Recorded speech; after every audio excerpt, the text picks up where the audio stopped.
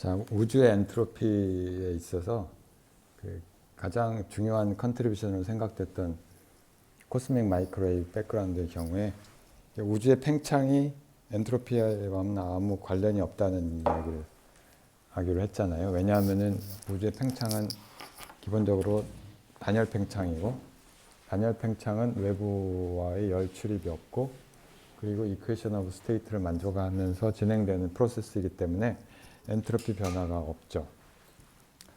자, 그래서 사실은 이제 반대쪽 컨트랙션, 그러니까 우주에서 일어나는 일 중에 그 중력에 의해서 가스 클라우드들이 뭉치고 별이 형성되고 갤럭시가 은하들이 형성되고 이런 과정들이 있어요.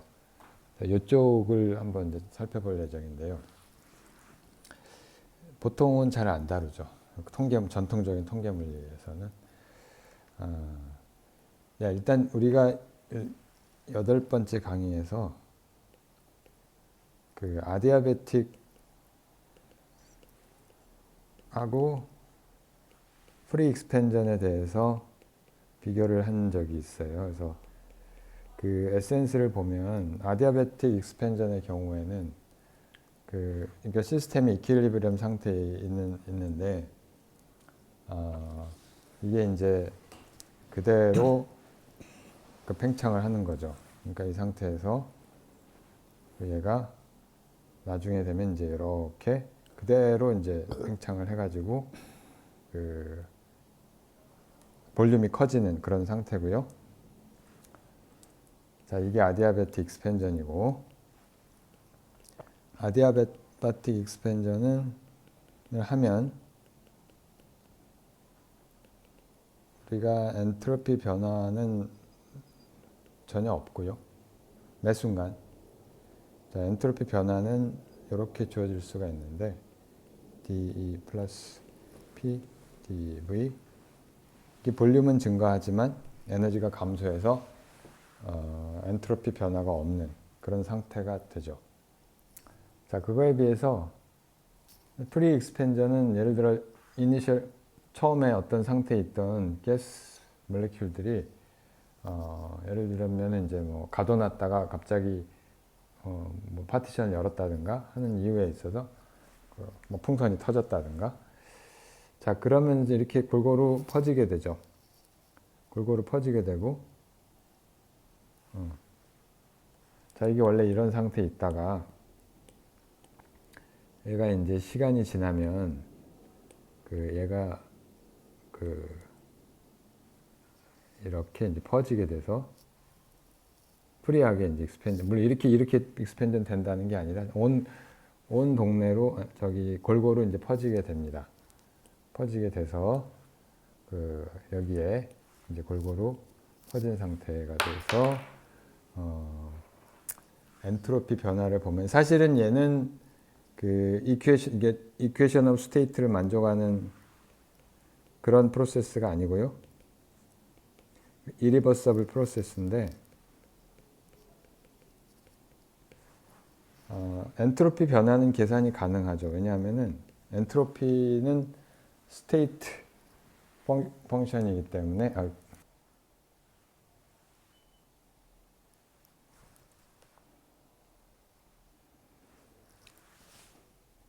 엔트로피는 스테이트 펑션이기 때문에 이게 중간에 어떤 과정을 거쳤든지 상관없이 처음 스테이트와 마지막 스테이트만을 가지고 계산이 가능하죠. 그래서 이게 예를 들어 어떤 임의의 과정을 거쳐서 이니셜 스테이트에서 파이널 스테이트로 우리가 갔다고 하고, 자, 우리가 알고 있는 건 뭐냐면은 에너지가 변하지 않았다는 사실이고,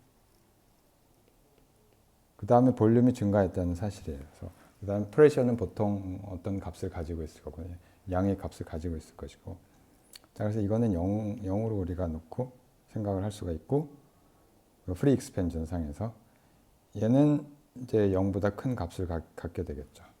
자, 따라서 엔트로피가 증가하는 그런 과정인데, 물론 이제 우리가 실제로 스테이트 펑션으로 엔트로피를 계산해 주면은 당연히 볼륨이 큰 것이 똑같은 인터널 에너지를 갖고 똑같은 개수의 입자가 있는데 볼륨이 크면은 엔트로피가 그만큼 커지게 되죠.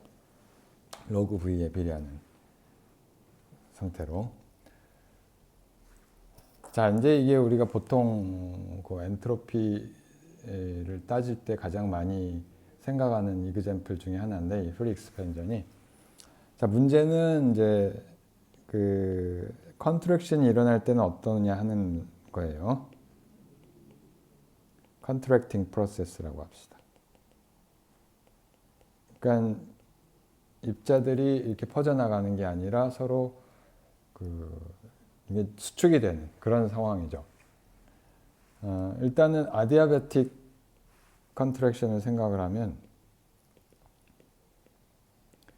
아디아바틱 프로세스는 기본적으로 리버서블 프로세스이고 외부와의 열 출입이 없기 때문에 여전히 컨트랙팅 프로세스에서도 그 엔트로피 변화는 없어요. 이제 이런 상태에서 이런 상태가 되는 게 되는 거죠. 이게 이제 이 아디아바틱 컨트랙션이고요. 아디아바틱 익스펜전과 마찬가지로 엔트로피 변화는 없습니다. 자, 반면에 프리 컨트랙션을 생각을 해요. 자, 프리 컨트랙션은 우리가 보통의 통계물리 텍스트북에서는 나오질 않죠. 왜냐하면은 그 이유는 뭐냐면 이게 non interacting 시스템을 보통 다루는데 non interacting 시스템에서는 이런 일은 일어나지 않아요. 일어나지 않습니다. 뭐 좀 더 일반적으로 생각하면 인터랙션이 셔트 레인지고 약한 경우에 일어나지 않는 프로세스예요. 뭐 일어나지 않는 이유는 간단하죠. 그러니까 뭐 여기서 이 상태에서 이 상태로 가는 게 불가능한 거죠. 그러니까 엔트로피가 작기 때문에 가만히 널리 골고루 퍼져 있던 그 공기 분자들이 저절로 수축이 돼가지고 한쪽에 몰리는 일은 일어나지 않잖아요. 자, 근데 이게 코스믹 스케일에서는 사실상 메이저 이벤트고요. 그러니까 우주 전체가 팽창하는 거 말고는. 자, 이게 일어나는데, 자, 예를 들어 이니셜 스테이트가 있는데, 이 상태가 이제 좀 지나면 이게 중력에 의해서, 그러니까 중력에 의해서 이 어떤 충분히 이제 큰 매스를 가지는, 볼륨을 가지는 가스들이 모여 있으면은 어느 순간이 되면은 어느 정도 규모가 되면은 결국은 그 가스 몰레큘들이 서로 중력에 의해서 당기게 되는 거죠.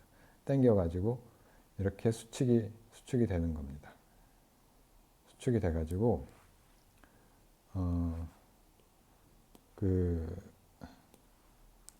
좀 키웁시다. 크기를 키우고. 자, 이게 그래서 뭐 최종적으로는 뭐 어떤 상태가 될 텐데 이 수축이 일어나서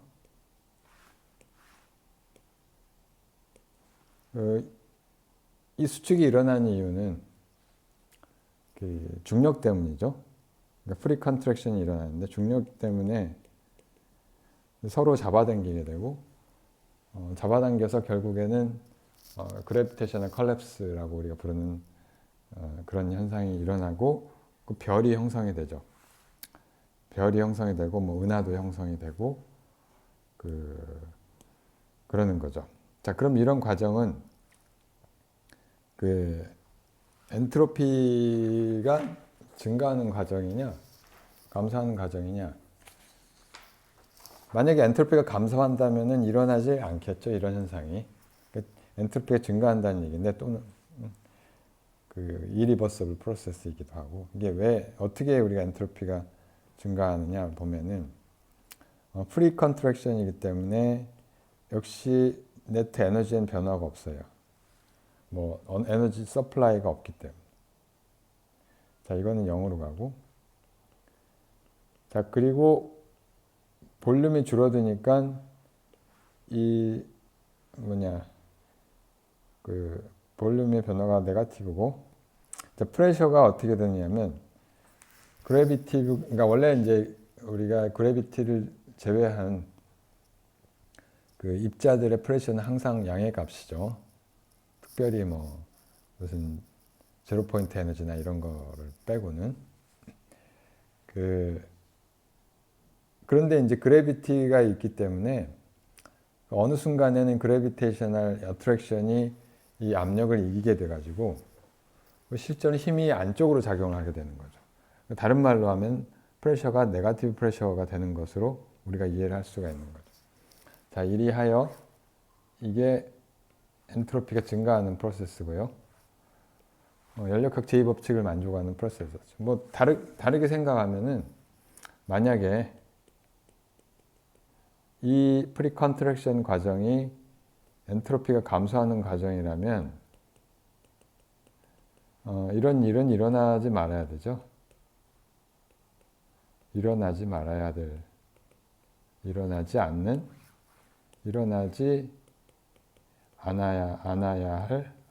할 그런 프로세스가 되는 것이고요. 따라서 엔트로피가 증가한다고 하는 것은 아주 당연한 사실이 되는 거죠. 자연스러운 사실이 되는 거. 자, 그럼 이게 얼마나 컨트랙션이 어디까지 일어나느냐? 사실 우리 최종 단계가 있는데, 그 전에 그러니까 이걸 생각하면 결국은 우리의 우주의 엔트로피는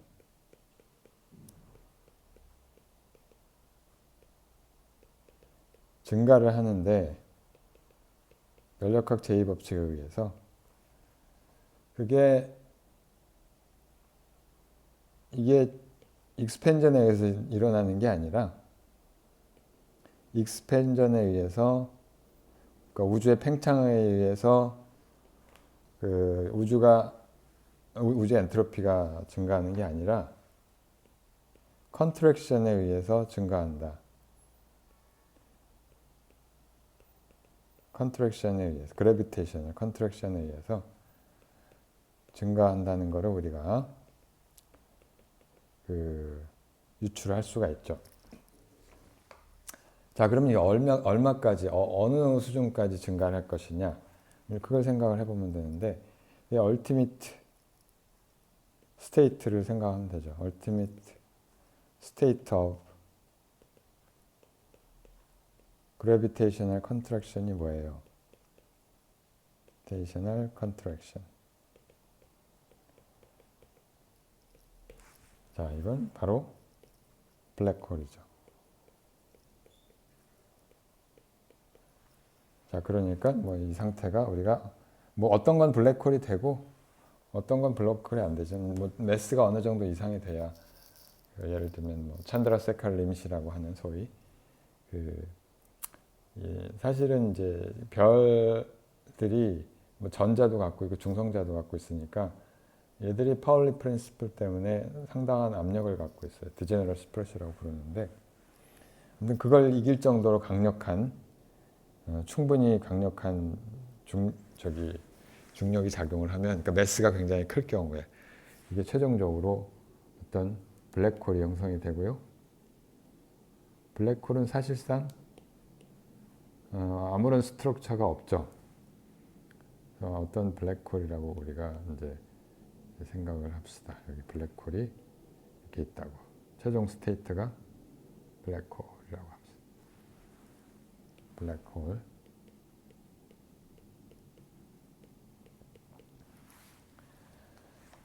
자, 근데 이 프리컨트랙션에 의해서 엔트로피가 계속 증가하는, 물론 중간에 폭발도 일어나고 해서 슈퍼노바 같은 폭발이 일어나고 해서 엔트로피가 증가하기도 하지만, 기본적으로 가장 중요한 엔트로피 증가 단계, 과정은 이 프리컨트랙션이고요.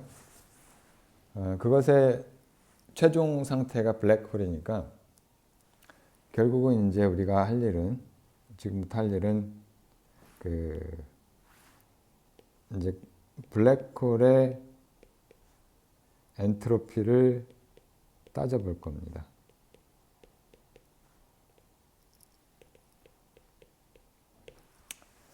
자, 블랙홀의 엔트로피를 따지기 위해서 블랙홀에 대한 아주 기초적인 몇 가지 이야기를 할 텐데요.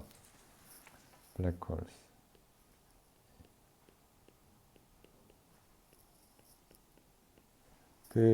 우리가 그냥 개념적으로 어떤 임의의 레디어스의 임의의 부피, 그러니까 반경을 정해놓고 합시다. 그러니까 구형으로 된 임의의 레디어스를 놓고요. 요 반지름 안에 이걸 R이라고 합시다. 요 반경 안에 물질을 메터를 넣든 뭐를 넣든 냉장고를 넣든 심지어는 포톤을 넣든 얘를 이제 꽉 채워요. 최대한 얘를 이제 채웁니다. 그래서 채워가지고 어떤 매스를 만드는데 그러니까 가상적인 태스크예요. 개념적으로 여기에다가 가능한 한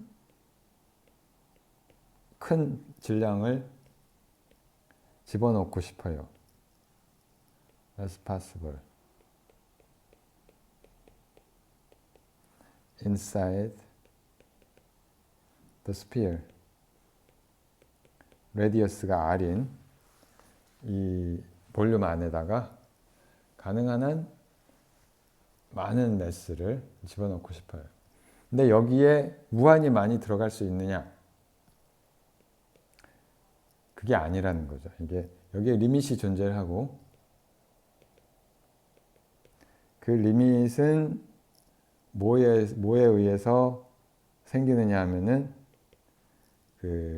escape velocity가 그러니까 요 지점에서 그러니까 어떤 지점에서 이 지점에서 물체를 이제 어딘가 탈출 속도요. 탈출 속도가 이제 있을 텐데 이 탈출 속도가 만약에 C가 되면 이 내부에 있는 어떤 것도 더 이상 빠져나갈 수가 없잖아요. 자, 근데 거기다 만약에 매스를 그거보다 더 많이 넣는다고 생각을 합시다. 그거보다 더 많이 넣는다고 생각하면 사실은 요 지점에서 탈출 속도는 C보다 커질 거고요. C가 되는 레디어스는 이거보다 클 거예요. 그러니까 요거보다 큰 새로운 이제 레디어스에서 이 이탈 속도가 C가 되겠죠. 그렇다는 얘기는 이게 요 매스의 사이즈는 만약에 더 많은 매스를 넣는다면 더 커진다는 뜻이 되겠고요. 자, 그래서 블랙홀의 사이즈가 이걸 이제 블랙홀이라고 생각을 할 수가 있는데 아무튼 간에 요 escape velocity는 스피드는 어떻게 우리가 결정이 되냐면 고전력학에서 이렇게 구하죠. 2분의 1 mv 제곱이 그러니까 이 지점에서의 포텐셜 에너지와 같은 그런 스테이트가 바로 escape velocity가 되겠고요. 여기서부터 우리가 v escape velocity는 스퀘어 루트 r분의 2gm 이렇게 쓸 수가 있겠고, 아까 얘기했듯이 만약에 이게 이제 C가 되면 이 안에 있는 어떤 것도 빠져나갈 수가 없는 거죠. 만약에 여기다 매스를 더 집어넣으면은 그만큼 이 escape 그 radius가 커지게 되는 거고. 자, 이때 이걸 R을 RS라고 합시다. 이게 RS가 되는 R equal RS가 되는 게 바로 이제 다른 말로 하면은 escape velocity가 광속과 동일하게 되는 상태고요. 이게 바로 블랙홀의 사이즈라고 생각을 할 수가 있는 거죠. 자, 그러면 이제 RS는 우리가 여기 관계식으로부터 RS는 C제곱분의 2GM 이렇게 쓸 수가 있을 거고, 또는 매스가 2G의 C제곱 하고 곱하기 RS. 자, 그러니까 매스가 결국은 반경에 비례한다고 하고요. 요 매스를 우리가 슈바르트슈트 레디어스라고 부르는데요.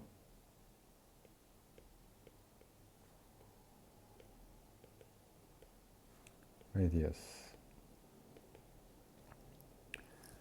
근데 이제 여기서 한 가지 짚고 넘어가야 될 거는 이 값을 우리가 뉴턴 역학으로부터 구했잖아요. 근데 뉴턴 역학으로 구한 것이 이게 사실은 엄밀하게 말하면 정확한 이야기가 아니죠. 뉴턴 역학에서는 뭐 어떤 스피드 리밋도 존재를 하지 않기 때문에, 그러니까 뉴턴 역학으로부터 블랙홀이 프레딕트 되는 건 아니고요. 사실은 이제 일반 상대론으로 우리가 이해를 해야 되는 거고, General Theory of Relativity. 자, General Theory of Relativity로부터 유도해도 이 블랙홀의 반경이 escape velocity가 똑같은 값을 가지게 됩니다. 그리고 이 슈바르츠-슐트 레디어스 안에 있는 것들은 어떤 것들도 밖으로 빠져나올 수가 없는 거죠. 자, 이걸 구한 것은 이제 슈바르츠-슐트 본인이 구했고, 이거 1916년도 일인데, 사실은 이 블랙홀 또는 다크 스타, 이게 예측된 거는 1784년 미첼이라는 사람에 의해서, 나중에 이제 라플라스라는 사람도 똑같은 결론을 얻었고, 라플라스는 유명한 수학자죠. 자, 근데 이 당시는 일반 상대론이 없었기 때문에 이거는 엄밀한 블랙홀의 예측이라고 볼 수는 없었고, 실제 예측은 이제 슈바르츠-슐트가 이제 예측을 했다. 일반 상대론이 이론이 이제 나오자마자 이제 아주 매스가 집약되어 있는 경우에 이런 블랙홀이 존재할 것이라는 것을 예측을 했죠.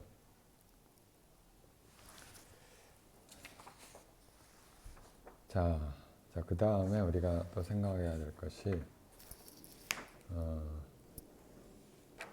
좀 있는데,